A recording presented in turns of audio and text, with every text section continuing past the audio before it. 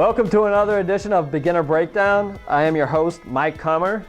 And today we have a very special presentation as we actually have a victim from the audience that has submitted some games. All right, so we'll be going over a beginner's games, and hopefully at home you can follow along, see what this gentleman's doing right, see what he's doing wrong, see if there's any similarities between your game and his game, and see how you can improve on that, okay? So in this game, the Beebs, as we'll call him, has the white pieces. He starts off D4, okay? A very common move between E4 and D4. He chooses the queen's pawn. There's nothing wrong with that. Even I think I'm coming around to playing the queen's pawn opening as well. All right, so now black counters the most common way with D5, pawn to pawn. Basically, what this does is it prevents white from playing his pawn out to E4. Basically, if you're playing D4, eventually you want to get E4 in, and black knows that, so now he knows if I play D5, I'm going to stop E4. So white plays the move C4. You'll see this a lot. The queen's gambit, okay? So now, if black's like, oh, look at this, free pawn, excellent, okay? Now white can just go ahead and get E4 in, okay? And now he's got everything he wants. See how much of the center of the board he's controlling? And now this bishop is eyeing this pawn, okay? So that's why when you play black in this position, we don't want to take this. A very good move to play is C6, and that way if this pawn takes this pawn, we can just take back, and now we've successfully are still got control of this E4 square over here. All right, a move we want to stay away from as black is the dreaded E6 move. Because remember, that blocks in our bishops. Remember, we want to keep all our pieces as mobile as possible, okay? So in this position, C6 would be good. Black chooses to play knight to F6, okay? So now white could choose to go into the Grunfeld, okay? Takes, knight takes. And now look at what move we have now. E4. Okay? Pretty good. Pretty good for white. Okay? Unfortunately, in this position, he decides not to trade and just calmly develops knight to F3. Okay? So now black plays the move E6. Remember, weak move. Now our bishop is stuck. And white didn't do anything spectacular to make this, this bishop be stuck, right? He voluntarily just cut off the connection between his bishop and moving out on this diagonal, okay?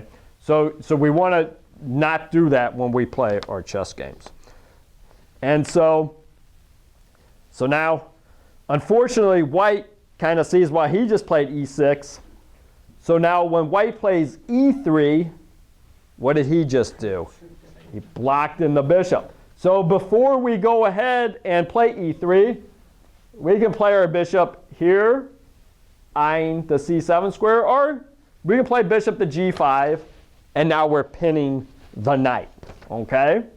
So we don't want to just make weaknesses unless we're forced to, unless, oh man, it's the last thing in the world we can do. I know he wants to get this bishop out, and I mean, that helps him get this bishop out, but at the expense of this guy. All right, so E3 was played, unfortunately, and black counters with C5 here, okay? So now, we always want to analyze what happens when we capture, but if we capture here, we're trading one of our center pawns for a wing pawn, and by trading, we're actually helping black out, because now he's got his his bishop developed here. Another thing we want to look at is if we capture this way, all right?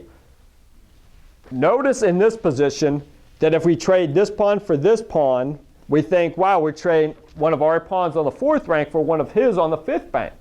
But not really, because he's going to take like this, okay? And look at what that does. We're really trading this pawn for his weak pawn up here. Okay, so you always want to be aware of what you're actually trading for. And remember, if we trade this pawn for this pawn, okay, we let his bishop free, okay? So our man, the Beebs, I guess he looked at all this, and so he decides he's not going to trade. He played e3 to get his bishop out to d3, so that's what he plays, okay? So now he decides, all right, well, I played this to take, so I'm going to take. And now he's like, that's great. Because now his opponent trades, and so now we can take with our pawn, and that lets our bishop become free. So you always, like a grandmaster once told me, never trade anything. Because when you trade, your opponent then takes back, and that either lets him develop a piece like the bishop, or it puts his piece on that square in contention. So he still is kind of controlling that square where he just took. So you really want to watch out when you trade. You want to get some kind of advantage for it. You just don't want to trade because you're actually helping your opponent get to a better square possibly. All right. And so now he takes again. And bishop takes c4. So now if you look at this position, it is true that with all the trades, black has left white with an isolated pawn. An isolated pawn basically means he's got no pawns right by his side that can protect him. He's isolated. So when you're isolated pawn, you're going to be weaker because one of the major pieces or minor pieces, the knight or the bishop, will have to protect him if he's under attack. Or hopefully he can just move. But now black's bishop is still bad, and he's only got one piece developed. So he's going to try to fix that, knight to c3, or knight to c6, excuse me. So now he's got two players attacking. You always want to ask yourself, why did he play that move? And just don't dismiss it, oh, he probably just wanted to develop it. No, he's going to attack. But luckily, he's got two attackers, and we have two defenders. So as long as we have as many defenders as he has attackers, we're safe. All right, so we don't have to worry about that, so we castle. So now white is safe in this castle. This is a really nice castle for white. He can't get checked. He's got this knight over here protecting him too. Black really has no attack. So this is a really, really safe castle. And if you can get a safe castle, you're going to be doing very well because you don't have to worry about checks or nothing.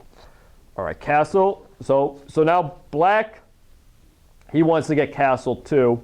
So bishop to e7, kind of passive. A move I would not recommend is bishop to b4. You don't want to be going into your opponent's territory when you don't have any targets. I would probably play bishop to d6 here because now look, we're eyeing a square in his castle, okay? And then maybe we can get, you know, our queen and bishop working in a battery and possibly can do some harm to him, okay? Or that's just some ideas, okay? But bishop e7, a little passive. I mean, all you're doing is protecting the knight. All right, so now white just develops some more, knight to c3, excuse me. Okay, so knight c3. So now black gets castled and safe. And so now we are white. See this? His moves, bishop f4, active, okay? Now you're controlling this diagonal, all right? So now, a little late, bishop d6 to counter. So if black was playing better, you know, he would have control of this, and this bishop would never even had the chance to go here. All right? So bishop to d6. Okay. So unfortunately here, our bishop is being attacked. So we need to see that.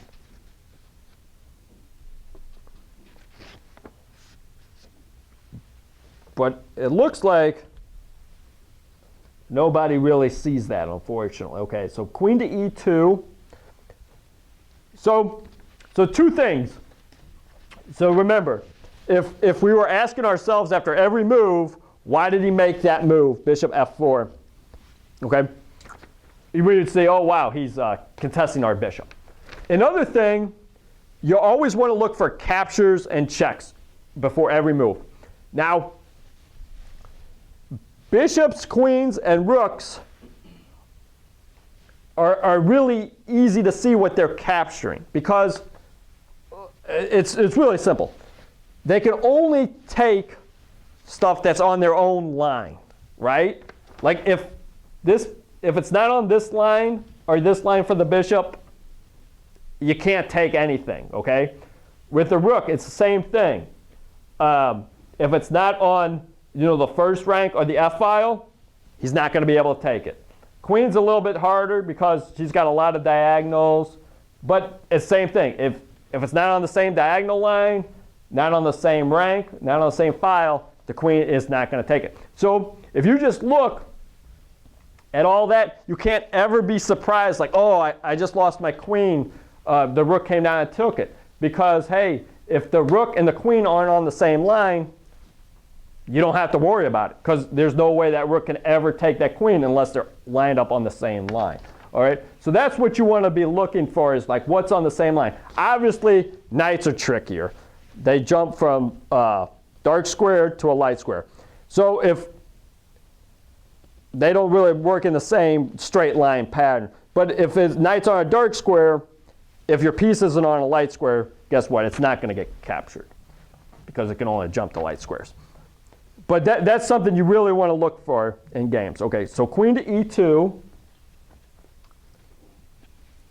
And unfortunately, he didn't see that, you know, why he played bishop d6 was a take. I guess he looked at I don't know why he didn't take that. And black played a6. And now you bring this rook to e1. So when you're deciding which rook to bring to a square, try to think ahead in the game. And it's like in this game, you'd ask yourself, am I ever going to move any of this stuff, my pawn off the F file? Right now, it would be really difficult to move this pawn off the F file. So really, he really can't do much on this F file. And then you see that this C file is open, right? This D file, I might want to get a rook behind the pawn, you know, to protect this isolated pawn. So if you really wanted to put a rook on E1, you'd say, well, my rook on the A file, he might go to either the C file or the D file. So I want to put this rook there. So now if you put this rook over here, guess what? Now this rook can't move. You're boxing yourself in. So a big part in chess, that's what actually all these pieces, the queen, the bishop, everybody except for the king, their number, like the bishop's worth 3, the rook is worth 5, their number is based on how mobile they are. Like rooks are worth 5 points. Basically, that's just, he's only really worth that 5 if you're getting him mobile and he's doing a lot of good stuff. Like right now, this rook really doesn't look like a 5-point piece, does he? All he's doing is protecting the pawn and protecting the other rook. He looks like maybe a 1-point piece at the most, at the moment, okay? But if this rook was here, and then this rook got over here, then you'd be doing a little bit better. So always ask yourself, because that comes up a lot in games, always ask yourself, which rook should I go? Try to think ahead. Well, where do you want the other rook to be? Okay, So when you play rook here, black finally figures out, hey, I can take this bishop, okay? But just because you're down 3 points, though, you don't really need to panic because, you know, you're playing another amateur, and you can always make a comeback possibly. All right, so white plays the move d5, trying to get rid of his isolated pawn. So black happily takes because now his bishop gets freed up. So knight takes d5. And now black makes a serious mistake. And this is something I just learned the other day. So even if you've been playing chess for 15, 20 years, 30 years, you can always learn stuff if you're trying to seek out knowledge, okay? Look, white pretty much controls this square, but black goes ahead and puts something on that square anyhow. So if your opponent has control of a key square in a position, guess what? Hey, don't put a piece on there, okay? Or else, because it's bound to be taken. So now, white sees the combination to win the game. Can you? Are you? So this is a big blunder. White has 2 players controlling e8. So black plays rook to e8. See how this rook attacks e8 through an X-ray, it's called? Like he sees through the queen and he's attacking here, okay? So how many protectors of e8 does black currently have? 2, the knight and the queen. There's a really cool tactic in chess called removing the guard. It's probably the best. So if you could remove one of those guards, guess what? You're going to get this rook for free, right? Okay. So is there any way we could remove the queen or the knight from protecting this rook? Move your bishop to a5. So unfortunately, this bishop is light square, can't go to a5. And unfortunately, if we Can't, I'm sorry. even if we could play that, remember he could just come down and take our queen, and then we would take our queen. But we do have one better move here. Knight takes knight, check. All right, so now this guy gone, removed. And so if black took back smart, he'd take back like this. And then what move could we do then? Take the rook. Yes, even though we're taking a queen here, we can play queen takes rook, check. Queen takes queen. Rook takes check. King moves.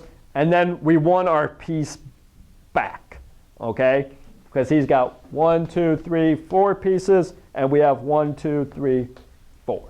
Okay, and now he's got these double pawns, isolated pawn, double pawn, and we're doing pretty well here. Unfortunately, in the game, yeah, he decided to that he didn't want those double pawns, and disaster struck. The position, the knight takes check, queen takes, another defender removed, and back row checkmate. Okay, so not a good way for Pawn Blaster to lose the game. All right, we'll get on with the second game here. Does anybody have any questions about this game before we move forward? All right, so let's take another look at the Beebs games here, and we'll see again how bad this bishop can be here.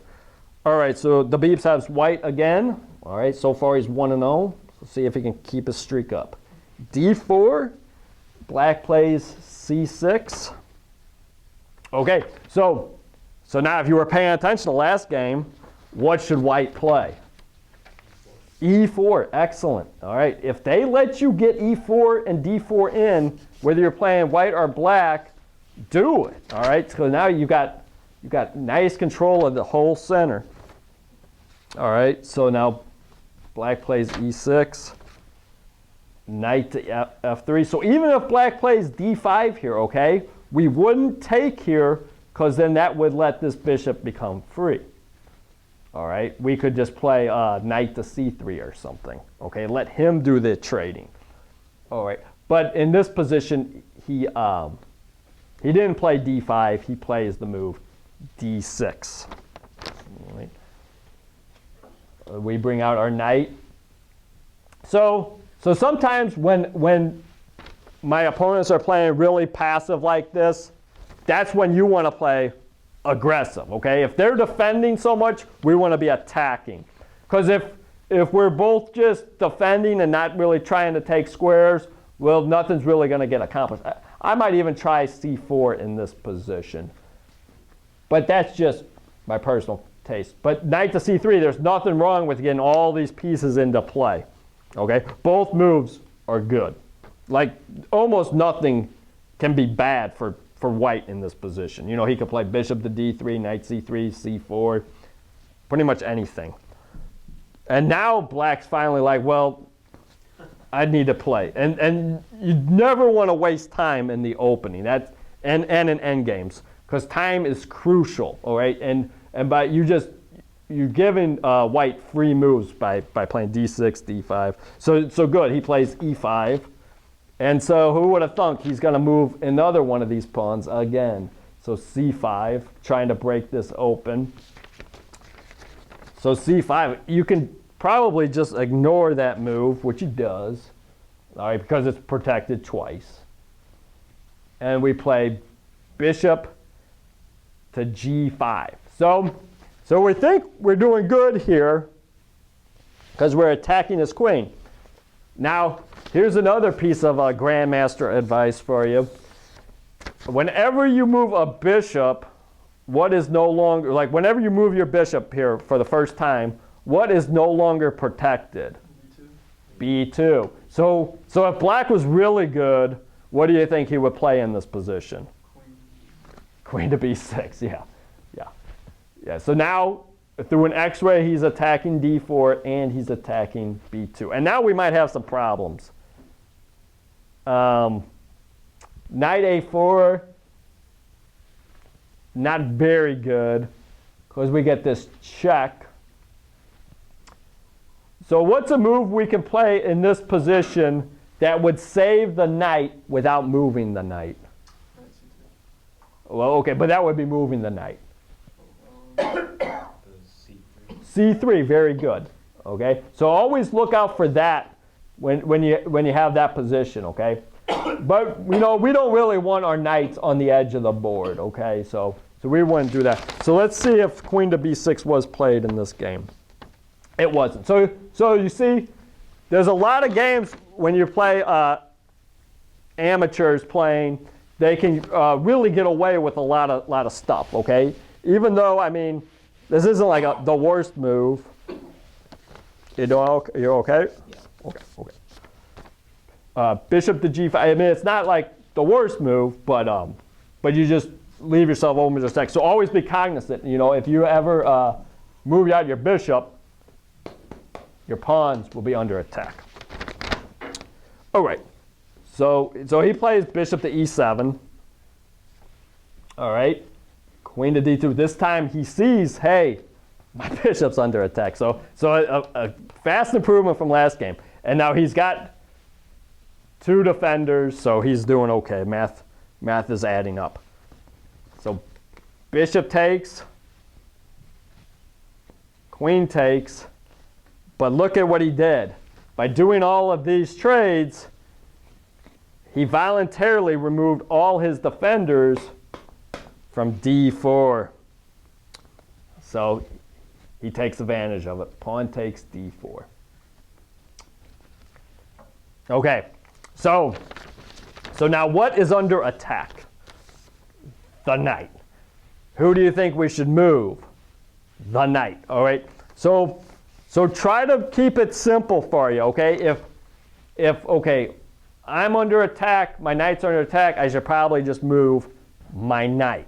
Okay, where would be a good place, if we were going to move our knight, where would be a good place for this knight to go? B5. B5, excellent. Because it attacks the pawn, okay, and also threatens C7 check, okay?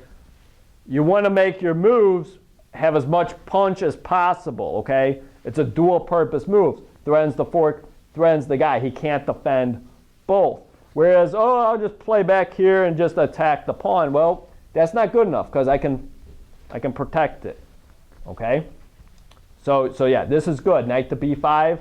And even though the knight is like in your opponent's territory, there's no queen that can come down and check or anything, so we're doing just fine. So that's what we want to play, knight to B5, and then he'll have to play like knight to A6 or something, and then we can take our pawn back.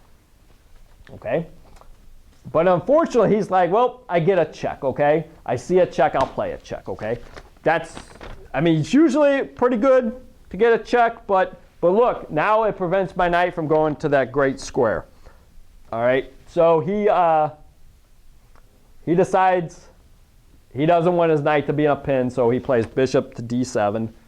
So now we take, knight takes, and now he gets knight to B5. And but black didn't have to let him do that. He could have played his knight to C6. Heck, he could have even taken back with the king. Because, look, you're in an endgame anyway. The queens are off the board. That would have been fine, too. But because knight takes D7, he lets it happen. So let's see if he can play a good move here. So it looks like a good move. Rook to C8. It looks great. Oh, look, I'm stopping the check. I'm going to attack your pawn, but it's not a good move. So notice the tricky piece. All right, the knight. Remember, now the knights, they don't operate in that line system that we were talking about earlier. However, king, light square. Rook, light square. A knight that can hop to a dark square fork, all right? So obviously he'll play king to D8 here. Well, obviously, there's no obvious moves when you're playing beginners. All right, obviously king to D8. Oh, he didn't want to be king to D8. That's funny, because he gets double forked. Oh man. But I don't know if he can even get out of this anyway. So king to E7, I guess he can. Knight takes C8, check for free. So that's pretty good. And so now he doesn't want to get double forked, so he plays king to F8.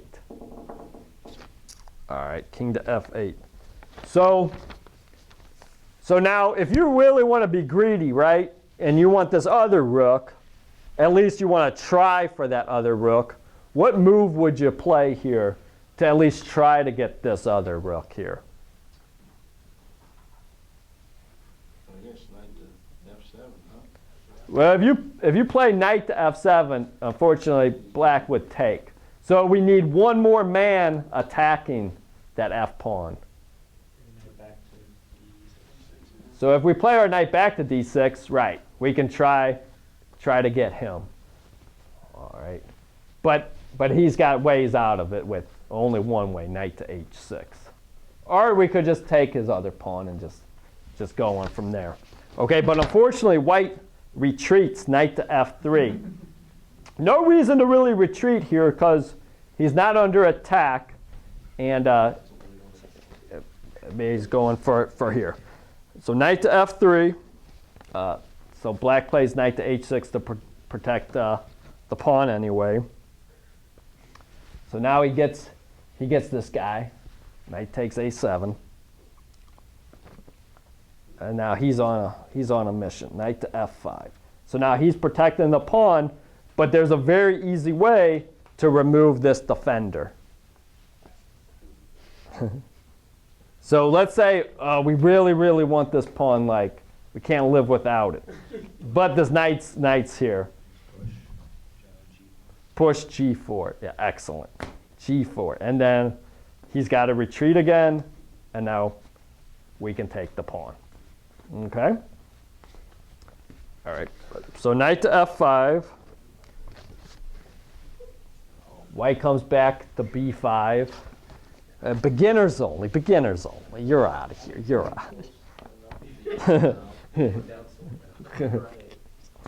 All right, king to e7. Get his king going. And so now he takes. Knight b takes d4. Knight captures, knight captures. And now he gets e5, okay? So now black is playing a rook down. So it's going to be very tough for him to get anything going. But we don't want to give up. We just want to try our best to get something, some kind of counterplay in this position. So white castles here. I probably wouldn't recommend it, but because this king, but I guess the reason why is because now the knight won't have any kind of forks like white got earlier. But with the king out of the action, it's going to take a long time for white to win this game. So rook to c8, very good. Ein there. White plays a4. Knight to c4, attacks the pawn. And now... What? Interesting. Knight to c4. c4, yes, yes. So now he's attacking the pawn here. Very good, very good, very good. b3. Knight to a5. So very good. So by playing b4 now, you left yourself a hole here, knight to c4, but I don't think it really matters in this position. As long as you don't put your rook on b1 and fall for the fork, I think you'll be okay. And unfortunately, in this position, b4, knight a5. Oh, he doesn't go back to the hole. He plays knight to c6. So this is pretty easy. When you're up material, you gotta trade. Gotta trade. Knight takes c6 check. Does that make sense? Rook takes c6, and now this should be a pretty easy game to get on with it. Rook f to c1. King to d7. All we have to do now is rush our pawns. If we just keep shuffling our rooks back and forth and moving our king back, we'll never win. So we need to force these rooks off the board and get these pawns up, and we'll have an easy victory. So that's a good idea for white here. King to d7, b5, rook to c5, rook to a2, king c7, c3. Nothing wrong with going slow here. Nothing wrong. King to b6, rook a to c2. But this pawn, well, I guess we can bring him up here. All right, so he's preparing that. Rook a to c2. So black stops. Rook to c4, very good. So now we're going back. All right. King to a5. That's why we really don't want our king castle over here. He needs to be joining in all the fun up here. King to a5, rook a to a2. And so now black's like, all right, he's sick of this. He wants to get his own pass pawn going. e5. Rook a to b2. And now, oh,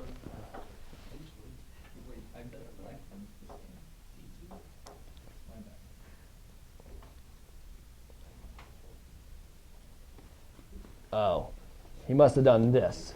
All right, so king takes a4 and rook to b4 check, and now This should be good. But you never know. These as we've seen before, connected pass pawns against a rook can be dangerous, but I think he'll be all right. Rook to d2. Takes b5. Rook to d5 check. King to a4. Rook takes e5.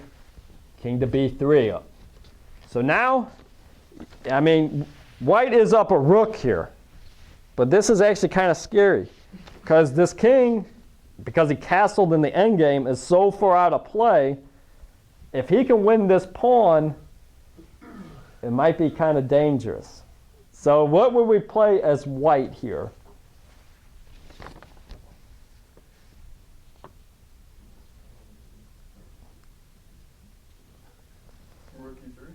Yeah, I would just play some mad defense here. And then if he tries to get up here, I'm going to try to get my king to c1 as fast as possible, just try to stop all this from happening. But instead he plays rook to e7, and now he lets black have a passed pawn only 1, 2, 3 squares away.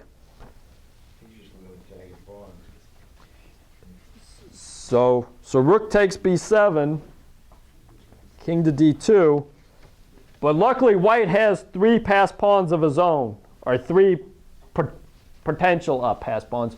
So he takes here, c3, rook takes, c2. Uh-oh, there's only one way for white to save the game here. Rook to c7. Rook to c7, yeah. I guess he could try the check, but that would just prolong everything. So just go here, and then he'll get a queen here. Let's just say upside down queen here, and then just take, and then what's the winning move?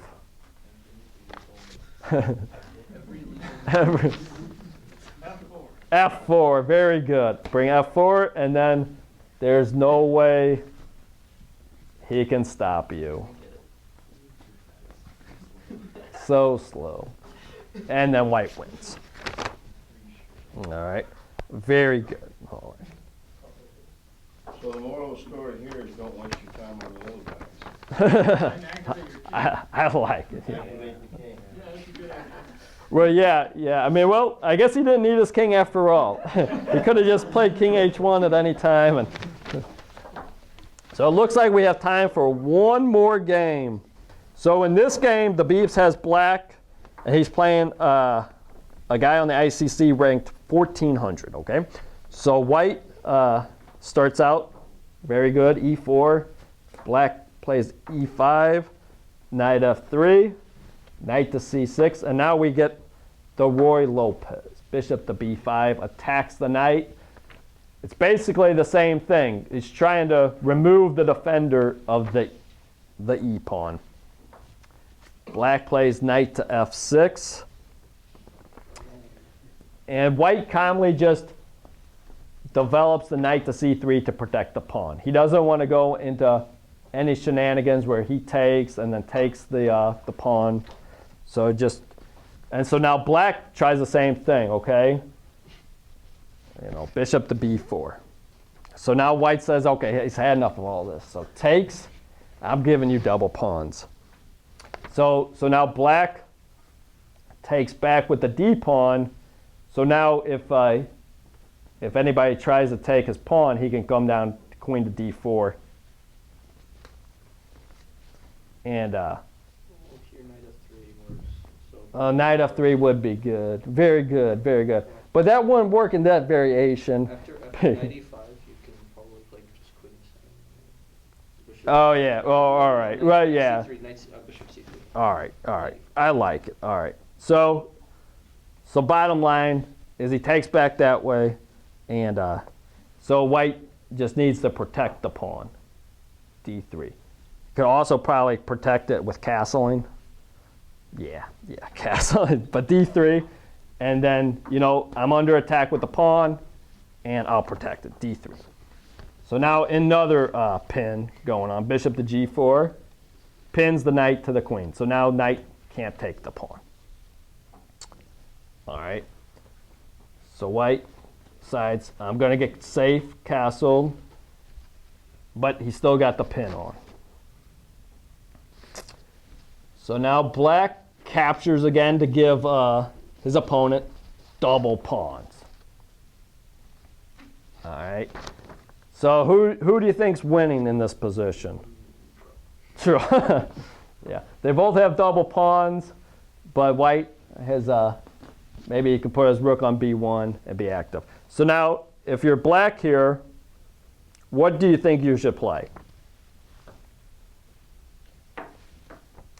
Should we take that knight? No. The answer is no. We never want to capture pin pieces. We want to try to attack them. Unfortunately, nobody can really attack him.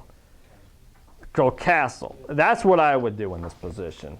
It's just, there's never a bad time to castle. All right? Except when you're in the end game. In the opening, it's probably double exclamation mark anytime. Because you know you want a castle, so you might as well just get it out of the way.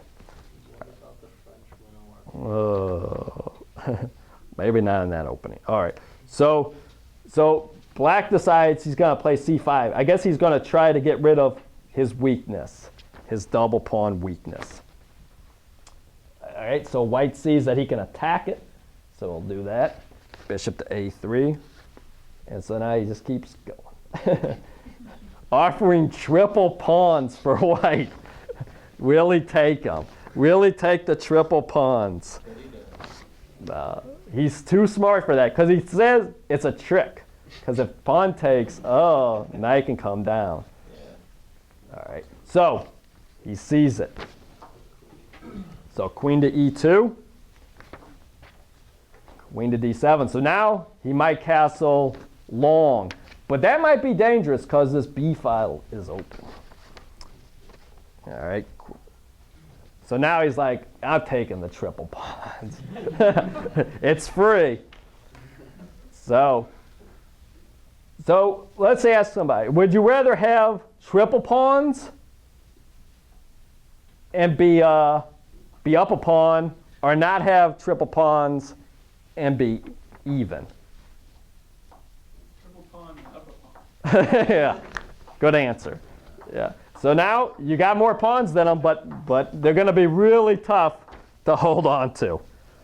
So let's see. So he does it. Castle, castle, castle. All right. So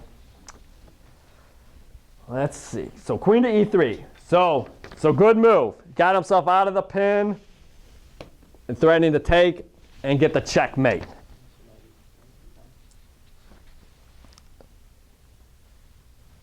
So black decides, I'll attack everything. The bishop, the pawn. So you really want to try to begin the most out of your moves. Like white, he got a lot out of the last move, you know, out of the pin, attack, and now with this queen. So if you can do more than one thing when you're making moves, you're doing something, all right? So now he's like, I'll take it. Because he sees after queen takes a3, which he does, why did he just give him this bishop for nothing? Because he'll take that pawn and then he's going to get... Oh, yeah. You got it. Wait, instead of knight f7, can you play knight g4 and queen h3, winning your piece back? Possibly.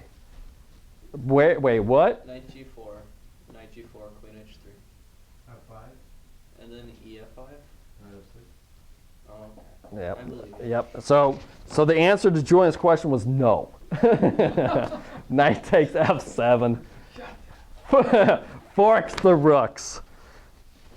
And now rook h to e8. So he wants him to take this one, which he does. King takes d8. And so now he really wants to check him on D1 just because it's cool. but he sees this darn bishop over here. So he's like, get out of here. F3, bishop to E6, and now we all see what's coming. Once again, though, he chooses the wrong rook to check with, all right? Possibly. You might want that rook on B1, but he's going to check him with this one. Rook to check, king to C8. All right, I would really want that rook on B1, though. All right, so we got to try to get an attack going. C5. Queen takes A2. That's a blunder. So even though black just thought, oh, I want a pawn, not good. Does everybody see what white should do to get a pawn back? Rook to A1. This is a move you would slam, too, because he thought he was doing so good getting that pawn, but little did he know. Nope. Queen takes C2. So now we have a choice. Who to take with. I know who I would take. Oh, you can't even take with the queen. Well, if you could take with the queen, I would definitely take with the queen, but you can't. So rook takes A7. So we're doing really good here. Well, I don't want to get into that. Okay. So C6. So now, let's try to checkmate him somehow. Who would try to checkmate? Black. We see black's not really in a position to checkmate, except. All right. So can we checkmate him? So let's see how he goes about checkmating. So he sees a check. So that's the great way to start. If you can't see any kind of checks, like hopefully, well, we'll just try it. Check. All right. So he plays king to C7. So now, do we see another check? But we can take a rook, right? Sometimes we just want to try a checkmate, though. Why would you not? Why would you mate him, though? Well, that's the question. That's the question. That's why. I think you cannot. I think you have to take the rook, or you're going to lose yours. Well, yep. So sometimes we just. So rook takes is good, but sometimes there's better, right? So queen to F4 check, and unfortunately, black can only go one spot because he can't escape because of the pawns. So when he plays king to D7, he protected his rook, but it's not really So can anybody see a good check for white that might end up in checkmate? So rook to D1 wouldn't be, because then we would almost get checkmated. So do we have any other checks? Queen to D6, and unfortunately, that's how the Beebs goes down. Queen to D6, checkmate. But so the downfall for black was doing pretty good until he got too greedy and took that pawn, and then with the rook A1 smashing move, got the pawn, got the check that eventually led to the mate. So watch out for that. If they can get your pawn right back, you might not want to go too far and take those pawns. And remember, we don't want open lines in front of our castled king. We want these kind of lines. Okay? Well, great. Thank you all for coming. Stay tuned. We have a very special grandmaster to analyze this. So hopefully you guys all stick around for that. And thank you for the Beebs for bringing in his games.